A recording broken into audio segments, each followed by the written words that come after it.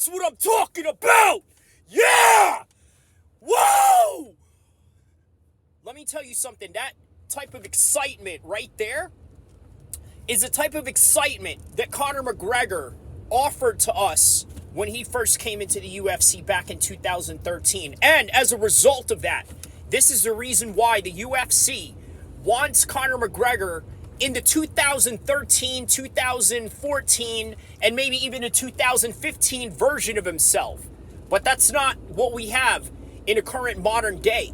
Because obviously, there are two different types of Conor McGregors. Okay? There's the Conor McGregor that we knew on the way up, and then there's the Conor McGregor that we knew now. It is almost literally the same, not the same, different type of people. They are not the same any longer. Just like the famous lines of True Geordie where he says, or I constantly make fun of it, where he goes to the extent of, Conor McGregor is not the same Conor McGregor anymore. And he's not. He's absolutely right about that. He doesn't have the same passion, the same fire and intensity that he does. Just the way that I started this video with fire and intensity, let me tell you why, because I'm hungry. I want to be the top YouTube star in MMA space and in the boxing space and all of combat sports space. That's the type of determination that I got going on right now. That's what I want. I want it. I want to go head to head with all the top MMA content out there. I'm in competition mode. I want to rip everybody's heads off. That's literally how I feel right now going into my YouTube journey. And quite frankly, this is the same feeling that I felt when I did amateur Muay Thai, kickboxing, and MMA. When I competed, I had this same fire and drive in me that I'm doing right now with this YouTube channel. So you don't have that anymore with Conor McGregor. Now imagine a couple of years from now where, let's say, I become a much bigger platform, a much bigger channel.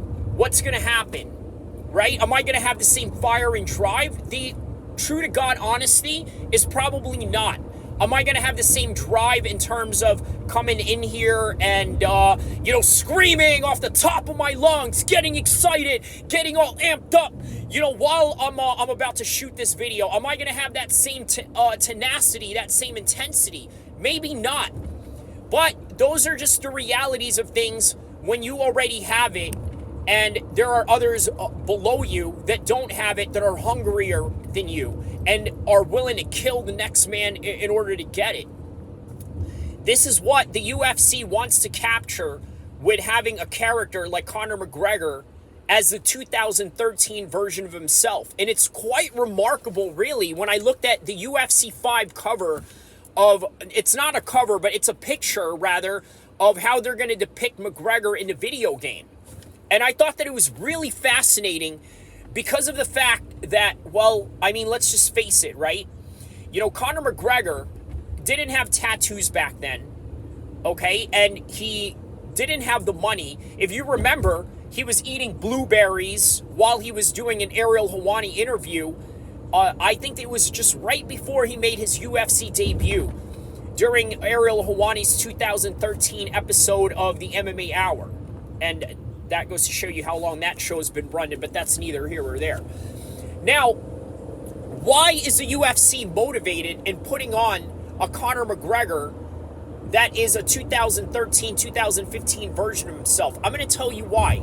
Because when you're an up-and-coming fighter, people are going to ride with you because they know that, you don't have all the money in the world, you don't have all the fame and notoriety, but what you have is a skill that everybody knows that can get you to the top, that can get you to superstardom. However, the popularity that Conor McGregor has right now, it's a type of popularity that garners fair weather fans.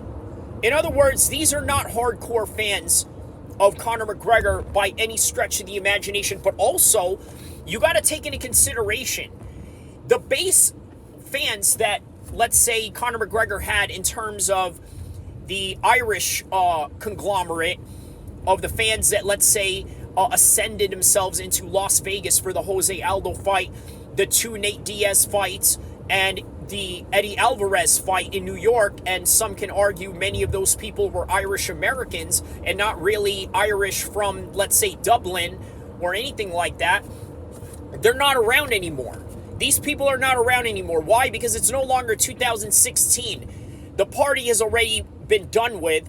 Okay, everybody has left the building, metaphorically speaking, and people are now just cleaning up after the party, like the staff and janitors that are coming in there when, let's say, all the what do you call it, these little conventions or these little parties or these little get-togethers of these venues that you use to do that, when it's done and over with, that's what they're doing. They're sweeping things under they're sweeping things and cleaning up.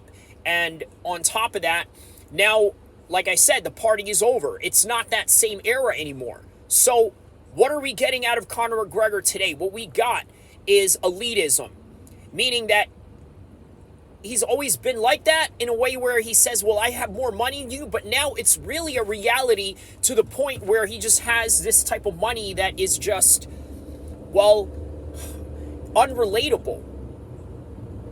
That's the reality of Conor McGregor today. He's unrelatable. And I think at some point, if you have ambitions of becoming like the Bill Gates of the world, the Elon Musks of the world, the Mark Zuckerbergs of the world, when you become this rich, you become unrelatable. Now, these guys, they also try to be relatable, but this is not Conor McGregor in any way, shape, or form. It's not him at all. He doesn't want to relate to you. He doesn't want you to feel like you're anywhere near him. He wants you to feel beneath him. And that's just the reality of Conor McGregor today. That's it. That's just what you're getting out of Conor McGregor. So this is why the UFC feels compelled in putting his 2013 version of himself in a video game, when they could just easily have a current Conor McGregor. Imagine that. Can you imagine if you were LeBron James and they gave you a 2005 version of LeBron James as opposed to the current 2023 version of LeBron James that is an LA Laker? Why would they do that? They never done that. They just constantly update you into the next year of the 2K system of EA Sports. And that's it. That's all that you really get out of Conor McGregor nowadays. And a rich, elitist weirdo in terms of how Chael says and describes him to be. But then how does he fire back at Chael with comments like that? He says, well, you're a broke weirdo and this and that. The question is everybody a weirdo to you now that everybody doesn't have the same money as you? But here's one thing that's important to understand. Rising to the top is the greatest journey in sports.